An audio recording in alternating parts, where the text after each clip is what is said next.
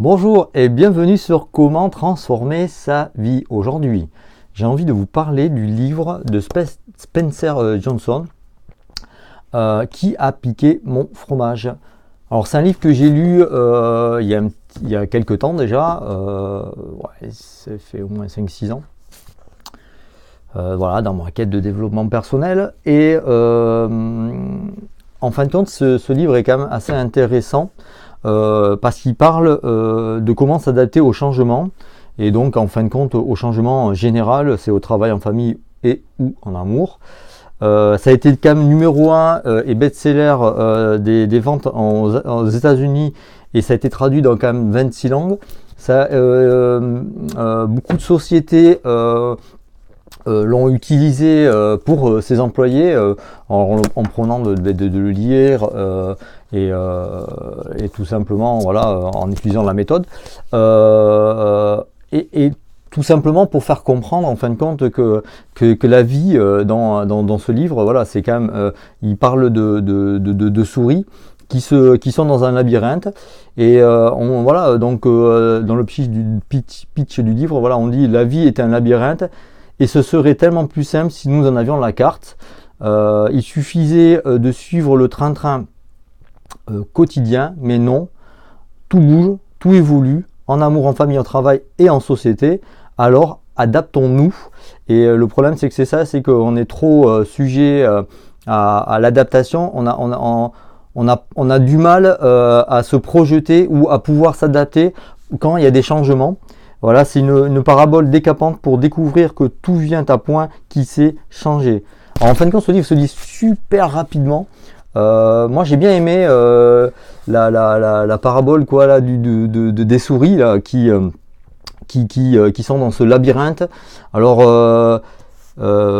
pour dire les experts et stress ont fait leur Bible. Voilà, des médecins le recommandent à leurs patients. Des PME américaines, comme je disais, comme des multinationales ont livré ce livre en cadeau à leurs employés. Après, l'ouvrage a été déclaré d'utilité publique et numéro 1 des ventes, comme je disais, depuis des mois et déjà été traduit en 26 langues. On a piqué mon fromage et l'histoire édifiante de deux tout petits hommes, des mini-gus, Pelochon et Baluchon, et de deux souris, Fleur et Flèche, qui évoluent dans un labyrinthe. Les 4 compères se repaissent de fromage tous les jours, à un endroit précis du dédale du labyrinthe. Ils ont fouillé dans le labyrinthe, ils ont trouvé leur fromage, et tous les jours, ils se lèvent, hop, et ils vont à leur fromage, ils se goinfrent du fromage.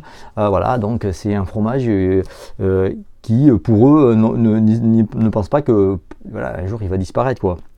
Alors c'est le fromage donc et évolue, la Pelochon et Baluchon et Fleur évolue. Les 4 compères se repassent du fromage tous les jours, à un endroit précis du dédale, mais un beau matin, leur gruyère vient à disparaître. Cette épreuve prendra les uns à dépourvu et sera surmontée avec brio pour les autres. Le fromage symbolise les objectifs personnels, familiaux et professionnels que chacun se fixe. Le labyrinthe représente le cadre de notre quête, le couple, le foyer, l'entreprise et ou la société. Et les 4 personnages incarnent chacun à sa mesure une part de nous-mêmes. Cette fable souriante vise à chasser nos peurs, nos inhibitions et nos préjugés face au changement. Elle nous incite à anticiper, à le dédramatiser. C'est surtout ça en fin de compte, à anticiper et à dédramatiser, parce que le problème c'est qu'on ne sait pas forcément faire ça. On n'a pas été éduqué à ça, et même à nous en réjouir. Oui, parce qu'en fin de compte, en même temps, quand on a été habitué à ça, quand il y a du changement, en fin de compte, c'est réjouissant parce que il y a une part de nous qui c'est comme si on se lançait un défi à quelque chose, et c'est bien plus passionnant que d'être toujours dans une routine. Il y a des gens qui se confortent là-dedans, mais bon, moi c'est pas mon propre avis non plus. Cette fable souriante vise à chasser nos peurs, nos inhibitions et nous protège face aux changements. Elle nous incite à anticiper, à la dédramatiser et même à nous en réjouir. La grande surprise que nous réserve cet étonnant récit est que en la matière, les êtres humains ont beaucoup à apprendre des rongeurs. Voilà, alors c'est vrai que en fin de compte, il schématise le labyrinthe et ses souris et donc et ses mini êtres humains. Voilà, en fin de compte, c'est nous quoi, hein, voilà. Mais en fin de compte, voilà, il parle de souris. Et c'est vrai que voilà, dans le livre, ça apprend et ça fait comprendre que voilà, rien n'est acquis et que pour des raisons qu'on ne peut pas contrôler, tout évolue, le travail, la vie familiale, et tellement de choses.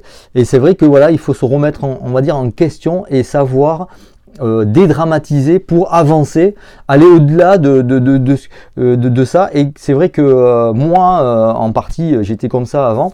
Je dramatisais tout et puis je me morfondais en fin de compte, j'ai fait un petit article sur le Calimero et voilà, moi j'étais le Calimero de service et donc voilà, j'aimais bien ouais, c'est trop injuste, hein.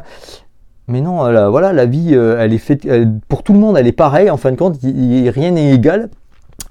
Et tout change, donc ça fait que voilà, des fois c'est bien, et puis c'est linéaire, et puis il y a des fois voilà, on a des super hauts, puis il y a des fois il y a des super bas, et la majeure partie des gens ont du mal à se relever assez facilement et à dédramatiser et à aller au-delà de tout ça. Et donc ce livre ouais, est assez sympa parce que ça nous fait comprendre et ça nous permet voilà, de comprendre et de savoir que on peut trouver d'autres chemins et surtout le chemin qui peut correspondre au drame, on va dire, ou à la chose aujourd'hui qui peut être notre poids, notre boulet, et qui peut aujourd'hui, voilà, il y a toujours une solution, il suffit vraiment de l'avoir et de vouloir vraiment l'avoir. Et ce livre vraiment de Spencer Johnson est vraiment très sympa. Voilà, c'est un livre bien sûr qui a été écrit en anglais et qui a été traduit en français et qui est très très peu cher et qui se lit très très rapidement. Et en fin de compte, quand vous commencez à le lire, en 2 jours il est lu, hein. C'est même vous pouvez le lire dans la journée. C'est écrit en très gros caractères et c'est vraiment très enrichissant. Voilà, c'est écrit en très très gros caractères, c'est enrichissant. Voilà, bon, j'avais envie de parler de ce petit livre qui se lit très rapidement et qui fait du bien au moral, à la santé et au cerveau. Tout ça, voilà. Si vous avez aimé, pensez à partager, à faire un petit like et puis voilà, me dire ce que vous en pensez, si vous l'avez lu ce livre et si vous avez, si ça vous a rendu aussi un petit peu utile quelque part. Voilà, je vous dis à très bientôt pour une prochaine vidéo. À ciao, bye.